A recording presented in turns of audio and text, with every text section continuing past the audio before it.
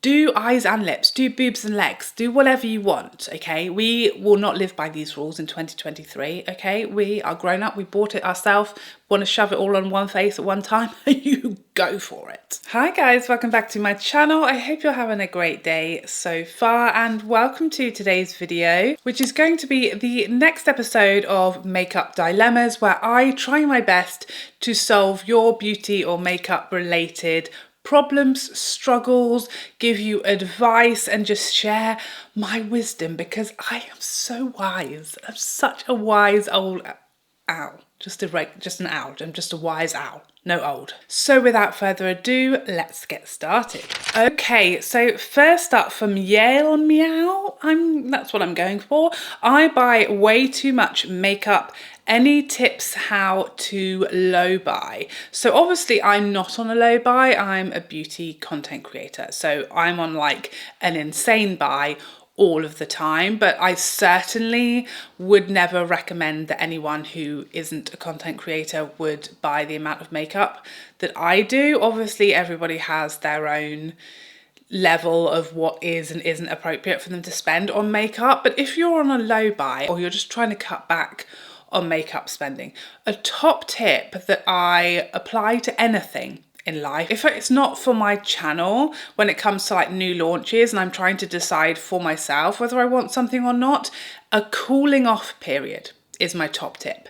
A cooling off period, whether it's, you know, clothing, whether or not it's a house, a car, having a baby, a cooling off period is always recommended. I've found so many times there's been products that I'm kind of on the fence on, or I'm not really sure if I want to buy it or not. And I think to myself, I'm not going to buy it for a week. A week is going to make no difference. It's not, especially if it's like permanent makeup, it's not going to go out of stock. It's not going to go off. It's still going to be there. I'm going to wait a week, at least 2 if you can. And if I'm still thinking about this product every single day, every minute, after a week or 2, then I'll buy it. The vast majority of the time, something else will have come out in that time and you will have forgotten about the item that a few days ago you were super excited about. If you just sort of buy everything the second you see it, the second it comes out, that's when I feel like you end up regretting it and wishing you hadn't, wishing you'd waited,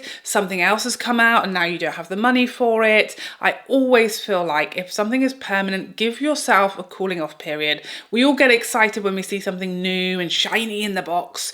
Just give yourself a week. If it's still really shiny and exciting to you and it's something new and you haven't realized I've got something like that, I used it yesterday, or something new or more exciting has come out now, then fine. A cooling off period, it's so effective. Tanya Pogo says how to keep things organized when you don't have enough space. A great way to space save is stackable storage. Whatever space you have, whether it's on top of your desk or it's on your bedside table, stackable storage with pull-out drawers. So you don't want to be lifting stuff off to get to everything. You can literally stack it to the ceiling and not take up any more space. There are some amazing stackable organizers on Amazon. IKEA also have great stackable organizers. You can get them anywhere. You don't have to spend a lot. TK Maxx always has stuff like that as well. Any kind of home store, B&M, if you're in the UK, Home Bargains, they always have this sort of stuff. Just anything that is stackable, it's the same size and you can just fill it up and you can stack it to the ceiling. Perfect little space saver. Miss Zonk, love the name. Foundation or concealer sitting in large pores around the nose. I swear this primer tip comes up in every single one of these videos. It's the MAC Pore Refining Skin Refine Zone, something like that. This little primer, this is so perfect for so many things. If you get a bit of oily, shiny nose, if you have foundation that sort of won't go into your pores, kind of sits on top of them. This is kind of like a mattifying slash porifying slash pore filling primer all in one. Definitely give that one a try. Give it a long time to sit, you know, apply your primers, then go away, do brows, do eyes, and then come back to foundation. Let me know how you get on. Let me know if you've tried it. Zaira Famaja says, I have a struggle with my deeply set eyes when it comes to a cut crease. Any ideas? So as always, I'm not a professional.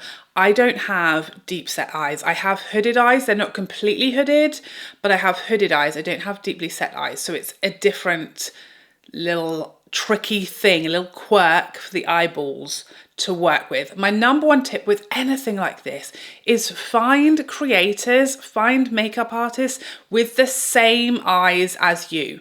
Find them. There are a lot of deep set eye tutorials on YouTube. There are a lot of hooded eye tutorials as well on YouTube. Find those creators who have the same sort of eye shape, the same eye quirks and struggles as you, and watch those. I can't really give any advice on anything. I know nothing. I know nothing about this because I'm not a professional. I've only ever done my own makeup, and that's all I know about, which is why it's so important when you're looking for techniques to follow professionals who can advise on any different eye shape.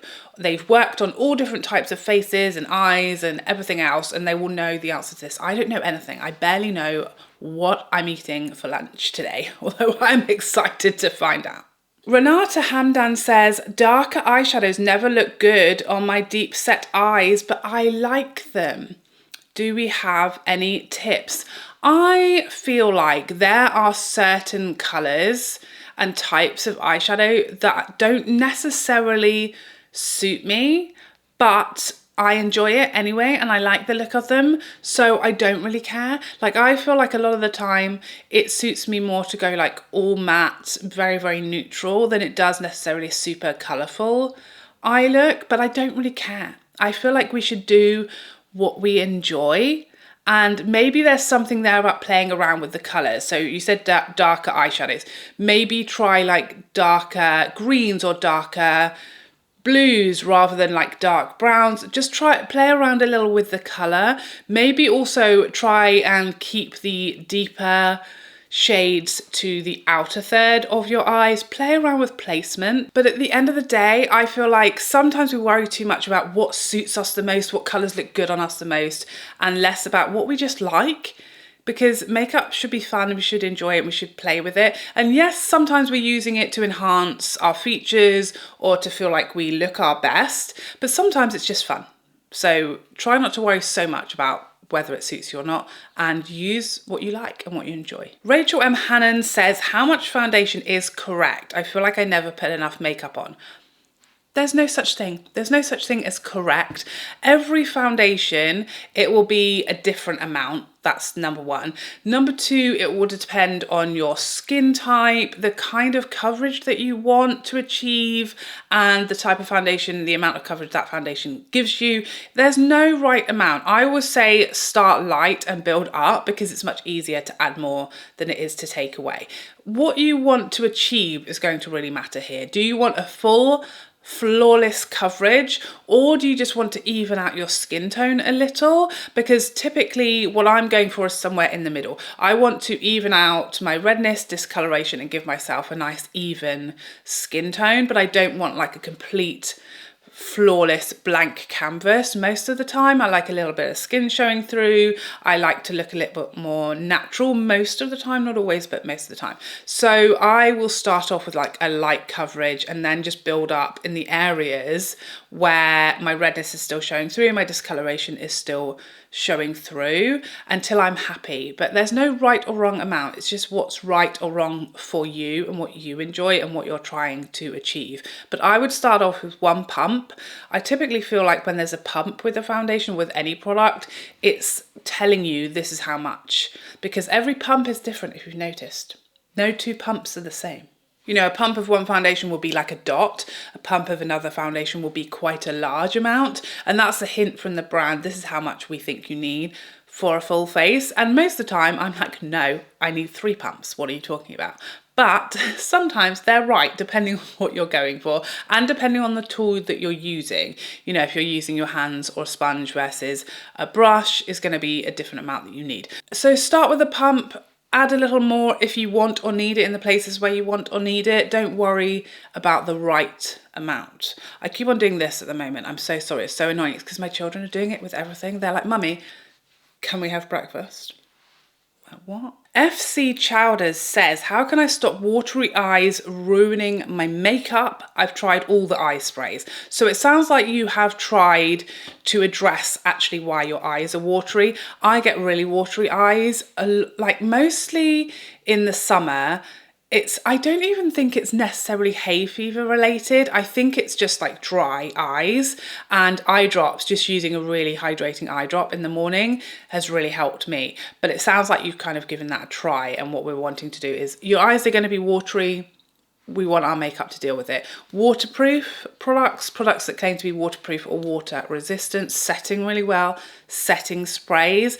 But I will say this is one of those things where most makeup that I have tried, at least, if your eyes are constantly running and pouring water, a lot of it isn't going to hold up. Waterproof mascaras should deal with that, but things like eyeshadow and concealer, most of it is not going to hold up that well to that. So I would just recommend, if you're getting, you know, that little bit of wearing away in the corners, which is what I get if my eyes are streaming, is just to keep tapping it. Once you've made that product moist, wet, because your eyes have been crying like you're watching Marley and Me for the first time, and just tap, tap, tap, and you can just kind of fix it as it goes. Don't panic, don't rub, don't freak out, and just go with the flow. We all get it, it all happens. Maybe carry a little Q-tip in your purse as well, so you can just kind of soak it up before it creates an utter disaster.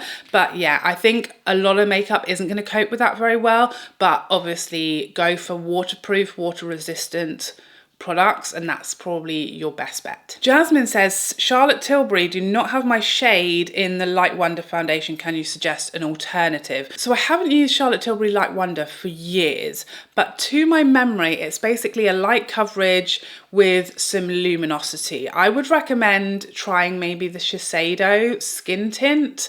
That's going to kind of give you a similar amount of coverage and finish. Basically what you want is a skin tint. That's kind of what the Charlotte Tilbury Light Wonder pretty much is. So yeah, I would recommend the Charlotte Tilbury, possibly the NARS skin tint, the Laura Mercier tinted moisturizers are very nice as well. Something light coverage with a bit of a glow to the skin. Any of those will kind of give you a similar effect to the Charlotte Tilbury Light Wonder. Broker 11 says, I love the idea of wearing a bright lip, but I can't seem to make it work. When you say you can't make it work, do you mean you don't like how it looks on you, or you find it hard to apply, or what do you mean by make it work is my first question.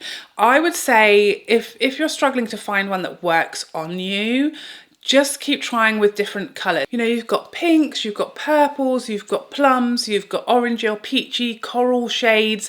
Play around, not just with the shade, because not all peach lipsticks are created equal.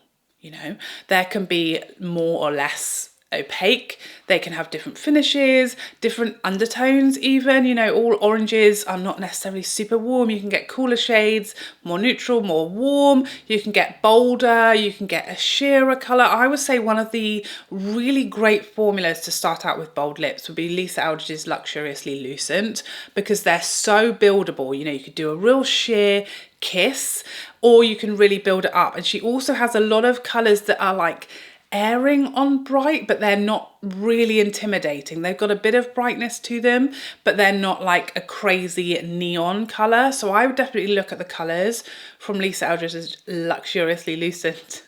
What a tongue twister. But from her Luxuriously Lucent range, and also play around with the amount of opacity you're getting. If it's about the application, lip liner all the way. With any bright lip, with any bold lip, with any really rich lip liner. Okay, Lisa, again, she has like matching corresponding lip liners to her lipsticks. Does the work for you. Fix on One, best way to keep mascara from flaking. I use Chanel Volume Waterproof and it still flakes. Here's the thing. Waterproof mascaras, I find really dry. Like that's kind of why they're waterproof, because they're gonna dry down that usually quite quickly, and they just are like thicker, heavier, drier formulas. That's part of like the waterproofness quality of the mascara.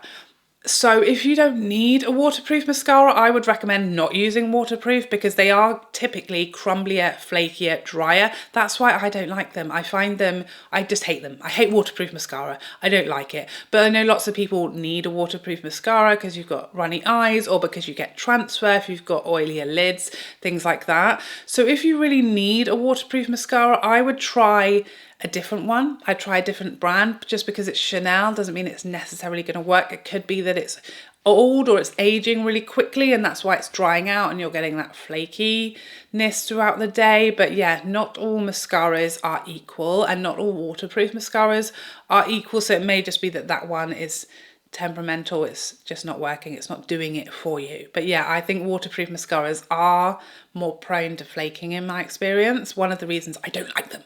So Eleni Papadaki, hooded and kind of downturn eyes. I just can't master doing eyeliner.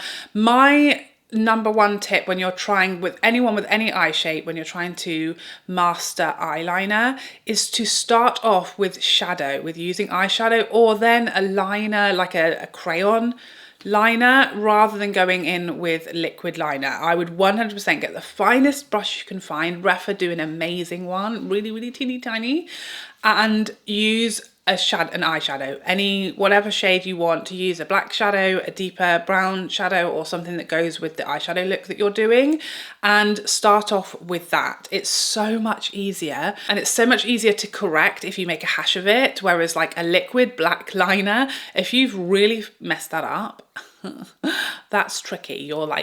You're in struggle town.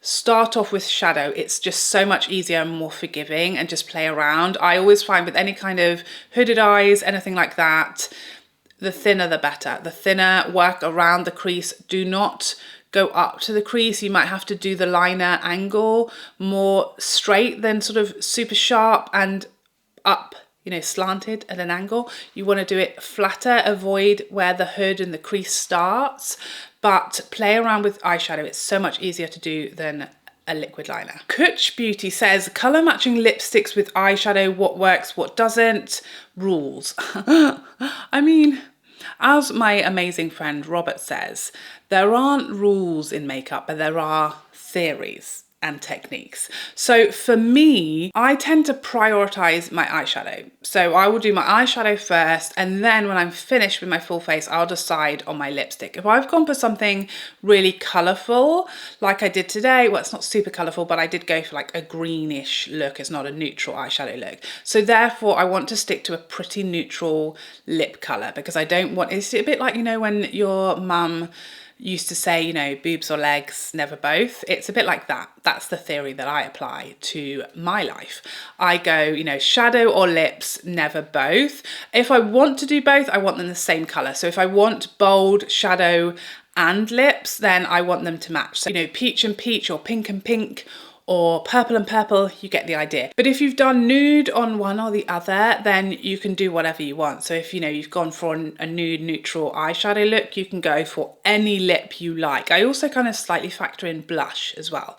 Like I want that again to either complement or match the color that I've gone for. But play around, have fun, experiment. Like I said, it doesn't always do eyes and lips, do boobs and legs, do whatever you want, okay? We will not live by these rules in 2023, okay? We are grown up, we bought it ourselves, want to shove it all on one face at one time, you go for it. So that's just typically what I do, either bold eyes, neutral lips, or bold lips, neutral eyes, or matching. That's kind of pretty much where I go, where I live, you know? Matchy town.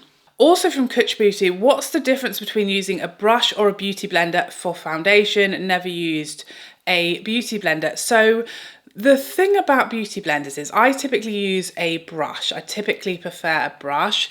A beauty blender it kind of gives you a lot more control, and it builds the product slower, but it also steals all of your product from you. At the end of the day, a beauty blender is a sponge, and it is gonna suck up everything it touches, you know? So yeah, you need to use a beauty blender damp, so it's not like, you know, bouncing a rock off your face. You want to get it nice and damp. It's not gonna soak up so much product then because it's already like full of water. Squeeze it, wring it out. I squeeze mine in a towel as well. It does give you a very flawless, even coverage, and it takes away any excess from for you. If you're getting, you know, really heavy handed with the foundation, I always go over it with a beauty blender. Just takes any excess away, any build up. It's really good at making sure that lines and wrinkles aren't sort of full of product, and creasing and anything like that. So it's going to take all the excess away, and it really works the product beautifully into the skin. But you'll probably find you're using like 3 or 4 times as much foundation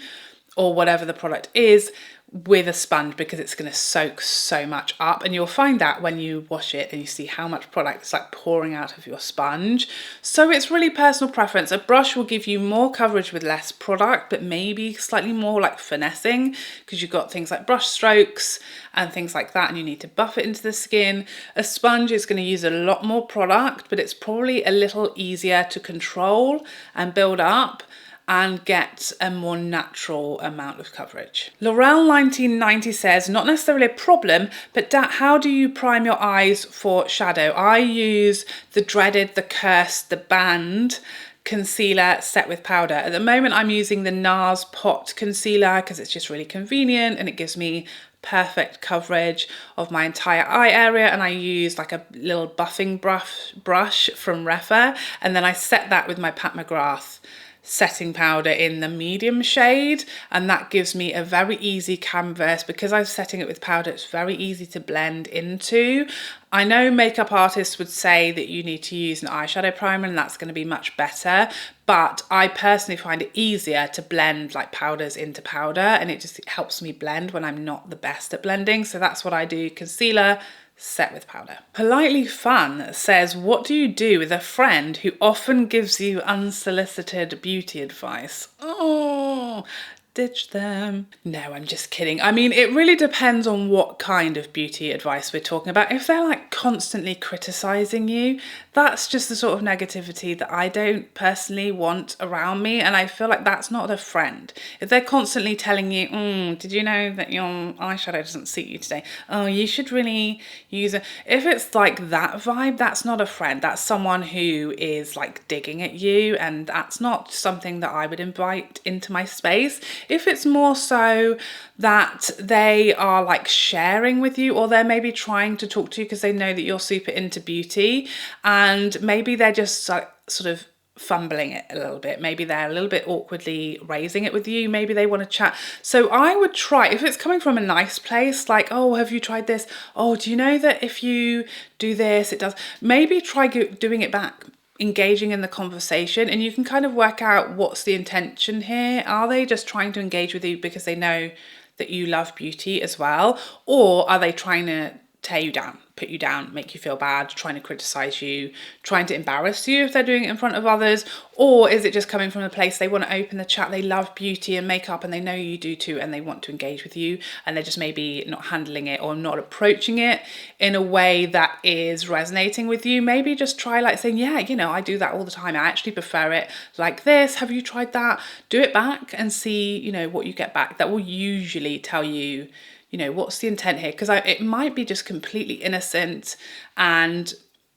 coming from a really nice, friendly place, and you could really share a lot of your love for beauty with this person, or it might be coming from a not great place, in which case, you know, get out of there. Katie Beebe says, no idea where to put blush. I just wing it every time. I have a small, narrowish face.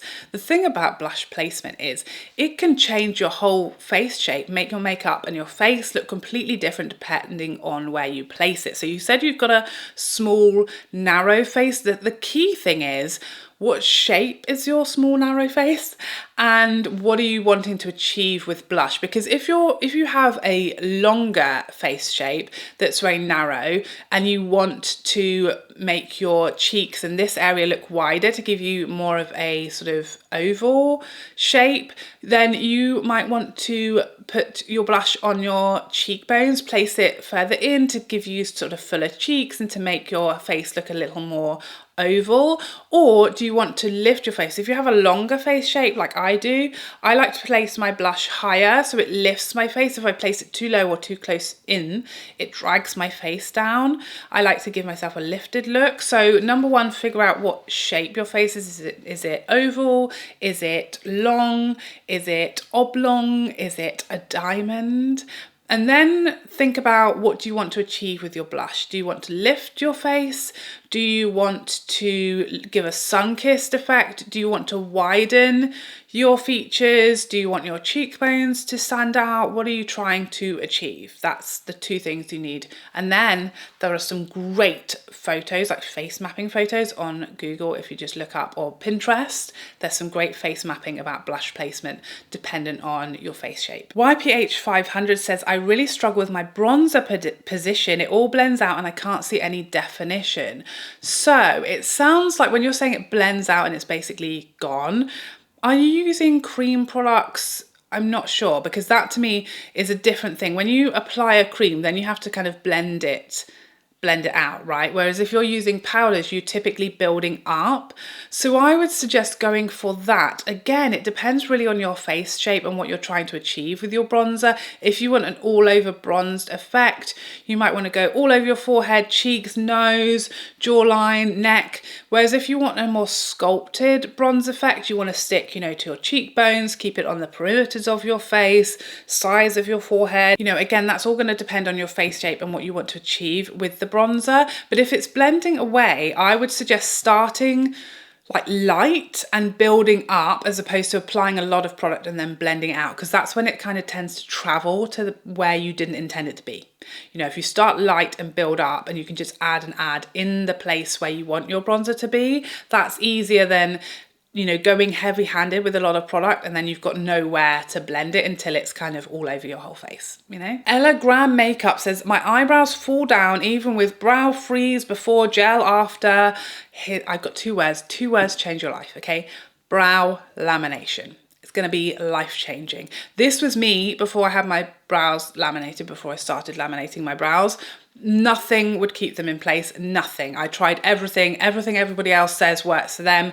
Nothing held my brows in place whatsoever. There's a really common misconception that brow lamination means that you have to have that fully spiked up, you know, afraid look to your brows, but really that is completely untrue. Brow lamination literally just gives you full power and control over your brows, and for me it made a massive difference in how much I could shape my brows and keep them where I wanted. When my brows are freshly laminated, and for weeks afterwards, you can just literally place them wherever you like. You can fluff them up if you want the classic laminated look, but you can also just comb them through, put them wherever you like, and they will stay completely where you put them with no product every single day. What I've also found, because lamination sort of lasts like 4 or 5-ish weeks, but I only get mine done every 8 weeks, those weeks after it's kind of pretty much worn off, I can use any brow gel and that will hold them. It makes them just way more controllable, malleable, even after the lamination has worn off, because it's just, you know, beaten them into submission. And now, you know, I haven't had my brows laminated for months because just of various different reasons, but I'm going on holiday, I didn't want to waste it, you can't get them wet. I'm just struggling to find the time to get it done without ruining it. And even now, like months after it, since I've had it done, they're still easily holdable with a normal gel, which would never have been the case before I started laminating them. That would be my number one tip. Amber Jean says, I want a polished, no makeup look, and I always end up with too much. Here's the thing. I feel like that no makeup look, what you need is to find your products and your routine, because a lot of the time, the reason we're doing a no makeup look is like a time and an energy issue, okay? If I've got 3 hours and I'm super energized, I'll sit there for an hour and do my makeup and take my time and love every second of it. If I'm rushing out the door or I'm tired and I can't be bothered, that's when I go to like my no makeup look. And I don't want to make thoughts. I don't want to think thoughts in my head, you know? I just want to know this is what I do for that look. I feel like you need to pin it down. For me, it's like a skin tint, brows, which are usually just laminated anyway, a bit of mascara, bronzer, maybe a lip balm. That's what I go to. So I know I'm going to use my Chanel Water Fresh tint. I'm then going to, you know, just brush my brows, apply some mascara and a bit of usually cream bronzer. and I'm good to go, and I don't have to think about it. And I know it's very easy once you've started doing makeup to go, oh, I'll just put a bit of eyeshadow, oh, I'll just do a bit of, oh, I'll just do a bit of highlighter. You need to know this is your routine for no makeup makeup. It's this, this, this. Find your products that you love, and then you also don't have to bother with the time and energy to actually think thoughts and make decisions. It's just, these are my products. I know this routine works perfect. Pull me together and just give me a bit of zhuzh on a no makeup day, without the thought process, without the time, without sort of going, oh, I'll just. You just have your set products, skin tint, bronzer, mascara, something on the lips, out the door, 5 minutes flat, loving life. Roberta Doki says, I'm using a silicone primer with a silicone foundation or silicone base foundation, and nonetheless my makeup is always patchy. Time is the essence, is the key, the secret. Leave as much time as you can between moisturizer and primer, as much time as you can between primer and foundation. That is the key. I think a lot of the time that is what the issue is, because if you allow your skincare enough time to soak in, then it's gone from the surface of your skin. So when you go in with primer, it's not going to ball up, it's not going to cause an issue. Same thing when it comes from primer. Well, I sit down to do my makeup. The very first thing I do is put my primer on. I'll then do brows, eyes, lashes before I go in with foundation. So it's leaving the maximum length of time between those two products. I would leave as much time as you possibly can in between those steps. The other thing that can happen that I've noticed is moisturizer can sneakily mess with your face, mess with your foundation. Even if you've gone in with a primer over the top, I feel like really heavy, typically SPF laden moisturizers don't always play nicely with other products. It's like they're just still sitting on top of your skin and they can mess up your foundation and your primer afterwards. So have a look at the moisturizer you're using, but most importantly, try and leave as much time as possible between skincare and primer and foundation. Ned the Pup says, how to lay a bronzer, blush and highlighter without it looking like it's too much. Less is more. If you want a more natural sort of skin-like effect, use a little of each of those products, really work them into the skin so it's really seamless with your skin. You want bronzer, blush and highlight not necessarily to sit on top of each other. You know, you have your sort of bronzer here, highlight kind of on top of the cheekbones, and then your blush kind of goes in between the two, and you want to kind of slightly overlap the edges. That's kind of how I go about my makeup, and how I just feel like everything kind of blends together beautifully without sitting layer on layer on layer of each other. But less is more. Maybe use a little bit of setting spray as well, or finishing spray, mist, that just take the edge off, the powderiness away. If you're using 3 powdered products, then that's going to help everything just kind of melt into the skin and not leave it sitting on top with all those layers of powder. So maybe give those couple of little tips a try and let me know how you go. Okay, so I think that is all the dilemmas I have time for today. Thank you so much to everybody who sent in your makeup dilemmas. As always, add your solutions, your tips, your tricks in the comment section down below so we can get all of the tips and tricks and everybody's little nuggets of wisdom in the comment section down below. I hope you enjoyed this video and found it helpful, and I would love to see you in the next one. Otherwise, take care for now. Bye bye bye bye.